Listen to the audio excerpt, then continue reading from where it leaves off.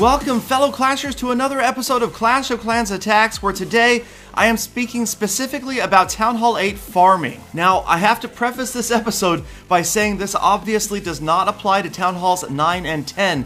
In fact, I am asking for players to let me know down below their input and feedback on farming at Town Hall 9 and 10, and perhaps in the future I can visit some clans, take a look at some first-hand experiences, but unfortunately I just don't have the time or the accounts to be farming at every single Town Hall level. I've got my Town Hall 8 account, Galidon, and he is completely farmed up. I have not gemmed any of his resources, but as you can see here, from time to time I do leave the collectors and the mines full, and what we're watching here is a pretty effective use of troops to get the maximum amount of resources. And the interesting part is I've got two replays here back to back that are almost identical in the amount of loot that I had to offer an attacker. So this attacker did bring the Archer Queen, a bunch of wizards, a dragon, a bunch of spells, but only ended up using the archers. Very smart raid. He had troops ready for a more complicated, deeper raid if he wanted to get in and grab somebody who had maybe a massive amount of dark elixir or resources just sitting in those storages. I did not. It was almost all on the outside, and there you go, a very effective use of about 170 archers, grabbing about 500,000 in loot and 600 dark. And so here's another raid, almost exact same amount available, and this attacker using golems, wizards, and heroes and jump spells, so not exactly a brilliant or economically smart move here. He's going to end up getting just about the same amount of loot as the last raid, but this raid is going to cost far more, and it's not just resources we have to think about, but time.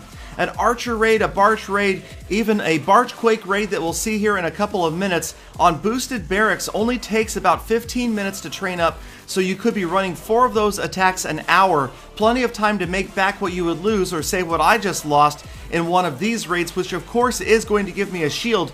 Because I've protected the core pretty well, I'm keeping my dark elixir protected as well, and we're going to show a good versus poor protection in a few minutes. It should, you think, be obvious, but you guys have to remember, most of you that are watching this are the more experienced player who know the basic mechanics of the game. A lot of people we can see from base designs and layouts and even from attacks aren't as familiar, haven't done the research, and may not be as efficient in either gaining or trying to prevent losing loot. So there it was, not very efficient, and so here we go. We're going to take a look at my Barchquake raid, and this right here, this player obviously protecting his dark elixir pretty well. 1600 available. It cost me a little more than 500 in dark elixir to train up this raid with the 4 earthquakes. Now, I'm not going to use any of the other spells. I'm going to avoid using the king. I've just got the barch going now. I've got that wide open gap that's going to lead me almost directly to the dark elixir. And now I'm using barbarians and archers on the outside, or just archers right now, to clear these surrounding structures. I'm working on a path just like a Go Wipe raid or anything else.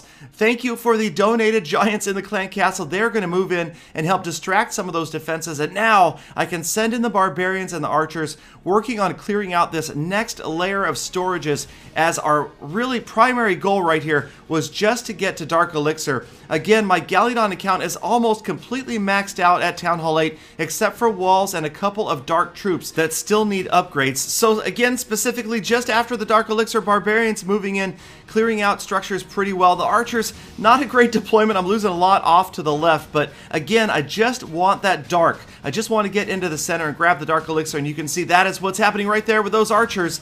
Now, I probably could have pushed a little bit deeper, gone after that town hall, remembering that there is a large percentage of the dark elixir being stored there as well. But right here, I have grabbed almost 1,500 in dark elixir, so the profit is going to be roughly 1,000. And one thing I do have to complain about, the new league bonus system absolutely sucks eggs. I'm not happy about it. I do not like the idea that you only get a portion of the league bonus for a successful or well-orchestrated attack. In my opinion, 50% should be enough to get 100% of the league bonus. They've done away with Town Hall sniping. That is enough penalization. I can see where that was taking an unfair advantage of the system, but there, I totally think 50% damage, 100% bonus. So moving on to the next replay, let's recall the first replays. Each defending player received at least a 12-hour shield, so a fairly well-designed base, at least well enough designed to protect some of the resources and ensure a shield for a successful attack, but here we've got a player who is not protecting his Dark Elixir efficiently. This base might be good for anti-air, more of a clan war setup, but I am going after the Dark Elixir, and it's not the most efficient deployment of the archers as they get bombarded by these mortars, but I am going to get in there anyway, take all that Dark Elixir, and the problem with this defense is by the time I leave, this player is not going to receive a shield, so he is going to be up again for another defense and obviously needs to redesign his base. And speaking of efficiency, also notice that I did not use the Earthquake spell, so I expended 0 Dark Elixir in this raid, yet picked up over 1200. Again, it's all about efficiency and farming. I don't claim to be the best farmer, but I am doing my best to try to efficiently use my resources and preserve them with a relatively good base design. So here we've got a player from Big and Round from Full Attack, and he is moving in on a bigger store of Dark Elixir in this Town Hall 9.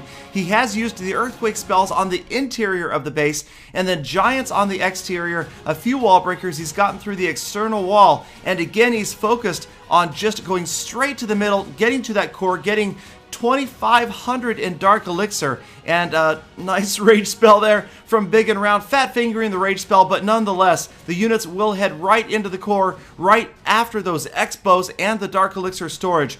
So again, this is Town Hall 8's farming. I cannot speak to the Town Hall 9 and 10 farming community, but I do understand that obviously at Town Hall 9 you've added X-bows. That makes things more difficult. At Town Hall 10 you're adding Infernos, and that makes it almost impossible for a raid like this to get into a core. You're never going to get into the core with a cheap army when you're facing maxed out X-bows or nearly maxed out X-bows or Inferno towers, and that is the problem because the League bonus system is so biased towards these high percentage damage attacks. How are you ever expecting to get the League bonus with a cheap army and come out with a profit? So that again is a problem that I hope to see fixed in the future, and also perhaps some sort of defensive bonus as well for well-designed bases. That is something I would absolutely love to see in the future. So again, please leave your feedback, your comments down below. I am looking to visit some Town Hall 9 and Town Hall 10 farming clans. It may be after the holidays, as right now I'm still in Finland. I'll be traveling for the Christmas holiday as well. But you know I always read your comments. I appreciate your feedback and your constructive criticism. And until tomorrow, get out there and make every attack a full attack.